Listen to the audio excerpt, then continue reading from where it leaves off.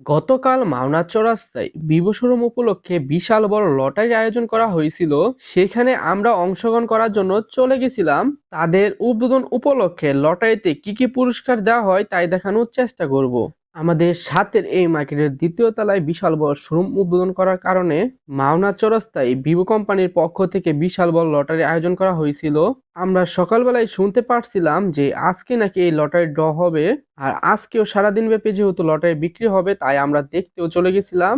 ভাই রে ভাই, কি বলবো, কি পরিমাণ মানুষ! মানুষের জন্য কেউ লটারি কাটতে পারতেছিল না শান্তি মতো। এত পরিমাণ মানুষ যে লটারির দিকে এতটা পরিমাণ আগ্রহ, এটা আমি বুঝতেই পারিনি। এক একজনে 5টা 10টা 15টা 20টার মতো টিকিট কাটা শুরু করছে। এইসব দেখে আমাদেরও মাথা নষ্ট হয়ে গেল। এক কথায় বলাই চলে এটার আশেপাশে দিয়ে যে যাচ্ছিল সে একটা দুইটা তিনটা চারটা করে কেটে যাচ্ছিল। এইখানে দেখেন কি পরিমাণ বিল লাগছে টিকিট কাটার জন্য। আর রাস্তার আশেপাশে কিন্তু দুপুর টাইমে কোনো লোকই দেখা যাচ্ছে না। এক কথায় হাঁটতে হাঁটতে যে দেখতেছিল এটা, সে এখানে দেখতে এসে টিকিট কাটা শুরু করলো। এইসব দেখে আমাদেরও আর মন মানতেছিল না।